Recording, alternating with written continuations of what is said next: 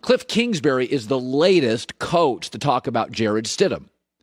He just goes on and on about Jarrett Stidham. I recruited him. Oh, my Lord. Tremendous thrower of the football. Really comes out clean. Watched him at 16. Ball jumped out of his hand. Very accurate. Cool, calm. Doesn't try too hard around the guys. He's a natural leader. And I'm like, all right. So let me ask you this. Bill Belichick watched him all year. Tom Brady is now old and expensive.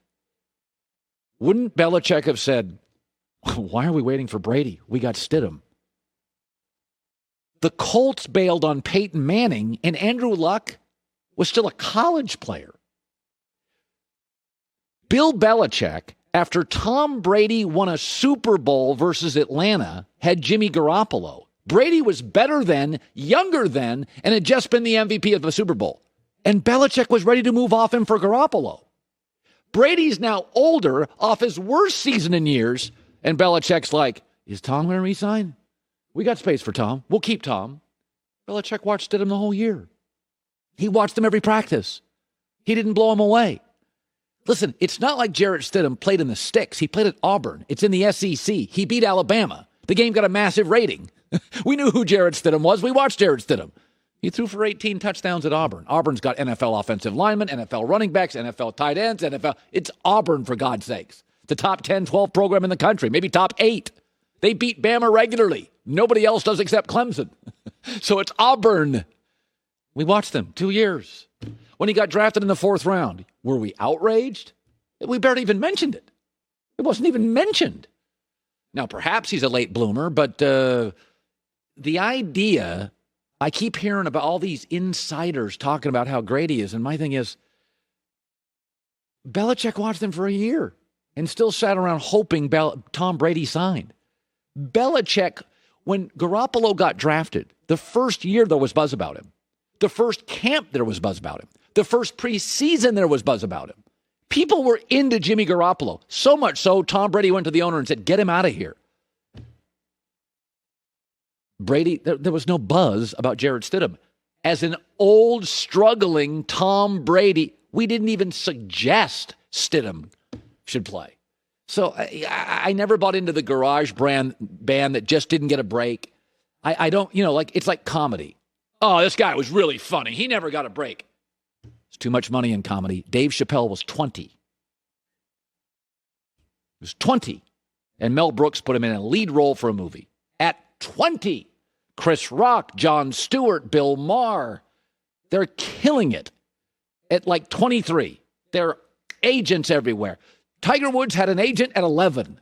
I hope Jarrett Stidham works. But there's not even a buzz about it. Belichick wanted Brady back. I don't buy it. I want to see it. And by the way, I could argue they have the worst weapons in the league. He's going to elevate those. I don't buy it. And I hope the kid works. I mean, you don't want to see New England be unwatchable. They already have a conservative system. A conservative system, no weapons, and a bad quarterback is terrible football. I love Belichick, the best coach I've ever seen. But when insiders start telling me about somebody and there's no buzz all these years in, a guy that played in the SEC against Alabama, and I think one of the years he beat Alabama, and he got drafted in the 4th round, and we were like, yeah, that's about where he is. Maybe he's the world's latest bloomer at quarterback. But, I mean, I can remember very early with Lamar Jackson, very early in college, people are being like, oh, that's Michael Vick. Oh, my God. Oh, Lord. And people started arguing about him. He's good. No, he's overrated. He's good. He's overrated. If they're arguing about you, there's a buzz about you. Like, that means half the people are like, wow. And half the people are like, oh, overrated. There's not even arguments about Jarrett Stidham. Nobody's like, there's no pro-Jarrett Stidham or anti-Jarrett Stidham camp because there's no buzz. And I just kind of tend to believe if you got it, we'll find it. We'll hear about it if you're not playing. So I think when you think of me, you think there's a guy that fights injustice. That's always been my brand. I'm like a superhero without any powers, right? That's how I see myself. Batman, by the way, for the record, didn't have any powers either. He just had a big budget. I'm Batman without the butler and without the longtime companion. Make of that what you will. But the point being is Batman was a bat. He couldn't even fly. It was the only bat on the planet couldn't fly. Batman couldn't do anything. He had a good budget. I got a decent budget. So I'm going to fight injustice today. That is my new brand. I am the superhero with no powers. Russell Wilson got hosed again. So Pro Football Focus, used to like him, came out with their the best players of the decade. This isn't a small injustice either. So from 2010 to 2020, the best players of the decade. Tom Brady's number one. Not a big argument there. Aaron Donald's two. Well, you're not getting a lot of arguments. Drew Brees is 3, Richard Sherman 4, Gronk 5, Aaron Rodgers, Von Miller, Julio Jones, J.J. Watt, Luke Kuechly, Joe Thomas, Chris Harris. That's interesting. Evan Mathis, a guard. Harrison Smith. Patrick Willis hasn't played in 6 years. Russell Wilson's 33rd. A guard made it over him. Calvin Johnson never won a playoff game and retired early. Patrick Willis, several spots ahead, retired 6 years ago. Didn't play half the decade. A safety? 4 of them. 4 safeties. It's interesting.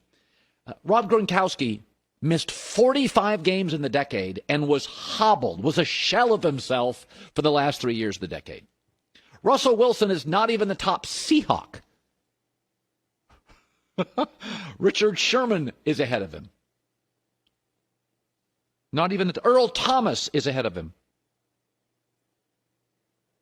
Oh, good hell. Marshawn Lynch is ahead of him. He's the 4th best Seahawk. Seattle, it should be noted before Russell Wilson, and I'm from Seattle, team I grew up with, was irrelevant before he arrived.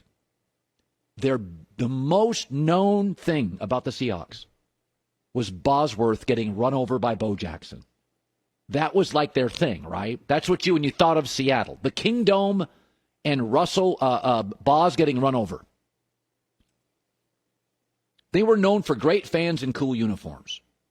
That was before Russell Wilson. Now, they are known as a top 5 franchise.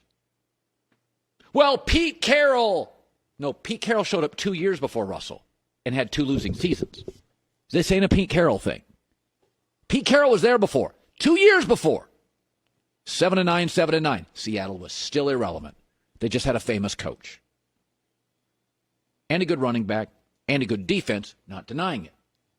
But Seattle now is one of 5 really elite franchises that seem to win every year. New England, Green Bay, the Saints, Baltimore. You get into that kind of Pittsburgh, Seattle.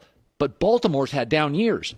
We think Pittsburgh mostly has underachieved. And why doesn't New Orleans win those big games late? Really, New England, do you know this, is the only team this decade with more playoff wins than Seattle. New England, that's it. You think Earl Thomas is the reason for that? Maybe I should ask his brother. I hear they're tight. Anywho, I love Drew Brees. You know I love Drew Brees. First ballot Hall of Famer. I call him a top 8 quarterback of all time. I get pushback. In this decade, Drew Brees has 4 playoff wins. Russell Wilson has 9. Drew Brees had 4 losing seasons in the decade. That's 4 more than Russell Wilson. And Russell didn't even play the entire decade, but yet Matt Ryan is ahead of him here. Matt Ryan's had 4 losing seasons. Matt Ryan's had 2 seasons in his career, passer rating over 100. Russell Wilson's career passer rating is over 100. Matt Ryan went 4-12. Russell's never in his life going to have a 4-12 season. Hasn't had even like a bad season. College, NC State, college, Wisconsin, pro, Seattle. 32 NFL GMs, including the one in Atlanta. If Russell Wilson and Matt Ryan were available, would take Russell. Russell's the better passer. Russell's the better athlete. Russell's the better playmaker. Russell makes something out of nothing. Russell can win with bad O-lines. Matt Ryan is overwhelmed with bad O-lines. And I like Matt Ryan. I consider him a top 10 quarterback. And I love Drew Brees. I consider him a first ballot Hall of Famer. You got to be kidding me. You know what it tells me about this? Pro Football Focus should not be working from home. Pro Football Unfocused is what I'm calling it this morning. IQ, leadership, playmaking. Russell Wilson literally does things we can't explain. 8 years. Why doesn't he ever get hit? Lamar Jackson's faster, gets hit. Carson Wentz, bigger, stronger, gets hit. Mahomes last year, gets hit. Russell Wilson does stuff nobody can explain. He never gets hit. He runs backwards, he runs sideways, he runs forward. He faces the Niners twice a year. He faces Aaron Donald twice a year. He never gets hit. You can't even explain stuff he does. Russell Wilson, 33rd, 4th Seahawk, best player of the decade. And you wonder, I fight injustice. I am now Batman without the butler. I am fighting this cause. I'm not letting it go. It's ridiculous. And he's the only player on this list I've seen so far that in the last 2 days was rumored to be traded 2 years ago to the Cleveland Browns, and his team wants to bring Cam Newton in as a backup. What? It's incredible to me. We do this all the time, is that if you don't look like everybody else looks like, we don't know what to make of you. It's kind of weird. Russell's he's not the prototypical. This is Lamar Jackson. I'm guilty of it. I'm like, he runs more than he passes, but I didn't consider great coach, great owner, great personnel department, and the league's changing. The running thing works now. You got to kind of run. So, Pro Football Focus. Russell Wilson, Gronk missed 45 games in the decade, hobbled his last 3 years, is 5. Calvin Johnson, Evan Mathis, Patrick Willis. These are good players. I'm not denying it. Russell's below all of them. Never forget, Seattle was, and I'm from there, was an irrelevant franchise known for cool uniforms, Boz getting run over, great fans. Pete Carroll had a losing record in Seattle. If Russell Wilson isn't drafted, Pete's not in the NFL, not in Seattle. He was getting one more year. They were paying him too much.